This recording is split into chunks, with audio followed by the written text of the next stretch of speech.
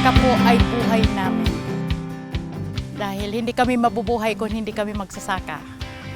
Integrated, diversified, organic farming system po ang aking tinatangkilik.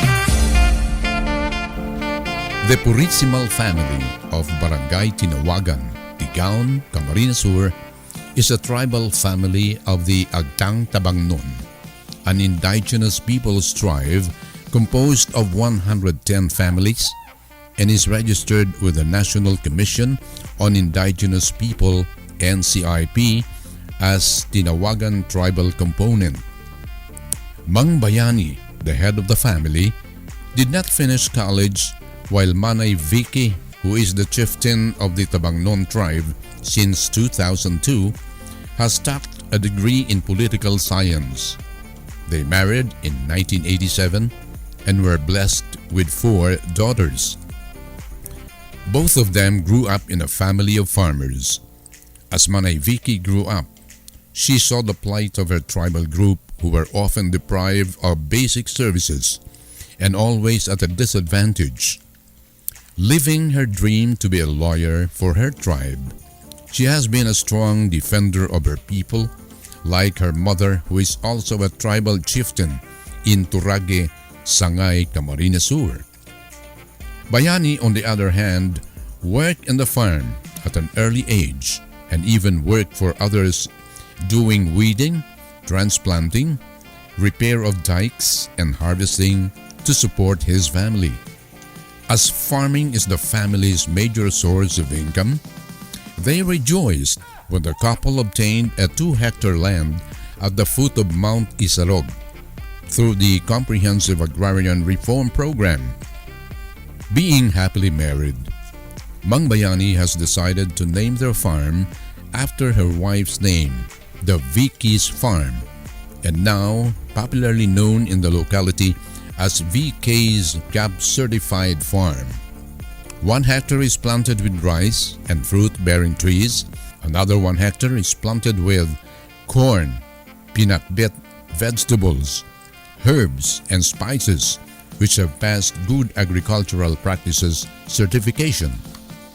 The VK Farm is an accredited learning site of the ATI and also serves as learning site of the DA, DAR, and sometimes by the Parole and Probation Office of Camarines Sur. Their farm is also considered as one of the best agro-tourism sites in Tigaon. For the past 5 years, the Vicky's Farm accommodated over 1,000 visitors. For every tour, she earns an average of 12,000 pesos from the sale of her seedlings, food of visitors, and other fees. The tribal members were also earning from these tours as they lined up their carts of products for the tourists to buy. Yung sa gulay po, halos yung gulay sa pinakbet, kalabasa, ampalaya, okra, sili, sitaw, wing beans, at yung rice ko po ay black rice, red rice, then malagkit. Lahat yan nakapalibot po ng kahoy na ipil-ipil, which is yun ang ginagamit kong substrate sa akin pong vermi. Francia Rainey, the eldest, is a graduate of BS in Office Management and currently employed at the LGU Tigaon. At home, she is in charge of the packaging and labeling and online marketing of their farm's various products like tablea, peanut butter, peanut brittle, polvoron, honey, atsara, and cocoa jam. Christine, the second child, reached college but died at the young age of 19 in year 2012 due to heart failure. The third daughter, Beverly, a grade 11 senior high school student, helps during planting season, where she assists in transplanting seedlings from their mini nursery. Aryan, the youngest daughter, is a grade 8 senior high school student, also helps in marketing their farm produce by selling them in school.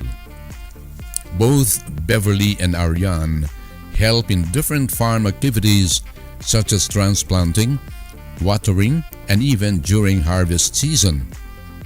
They also take charge in entertaining farm tourists during summer and weekends.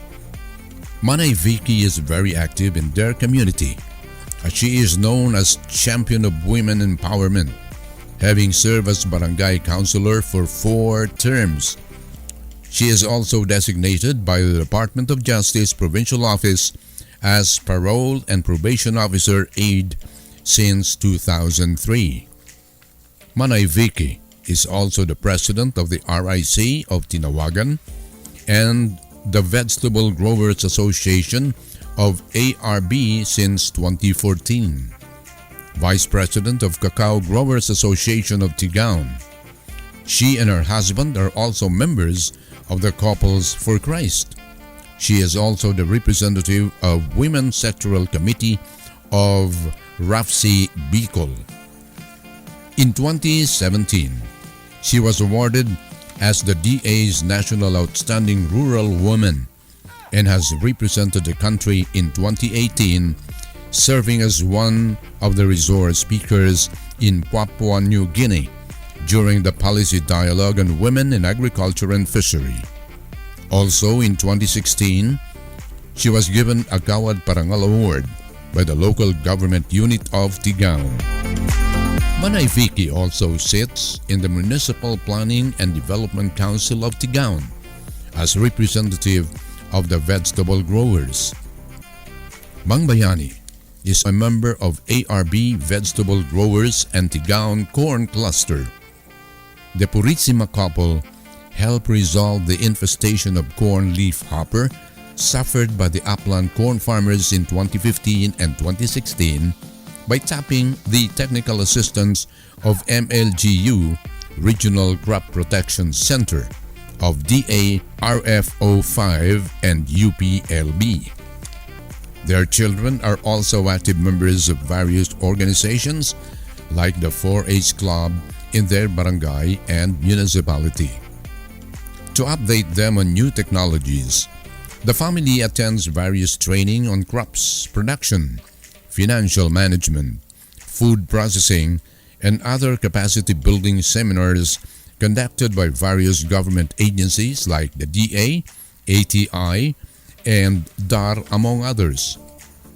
Every year since 2010, their family has been conducting 2 outreach programs for the whole Tinawagan tribe and feeding program for malnourished children.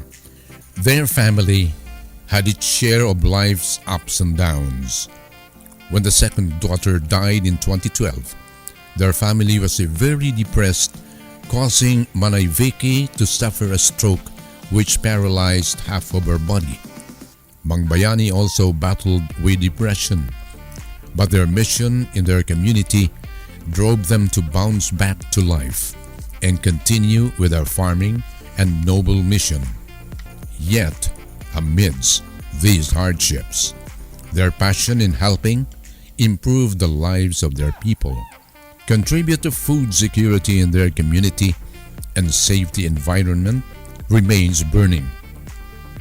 Their agricultural lifestyle molds their children to be responsible citizens who will continue their legacy. Ako po'y napakasaya dahil sa pagsasaka nakapagtapos po ang aking anak. Napaganda yung farm na na-develop na po na. Sa kapwa ko po magsasaka, ang pagsasaka po ay nandito po ang pira. Nasa atin lang po ang pagsisikap, nasa atin lang po ang pagtataga. Sa pagsasaka po, ito ang magandang propesyon, nandito po ang pira. Masaganang ani. Taas na kita.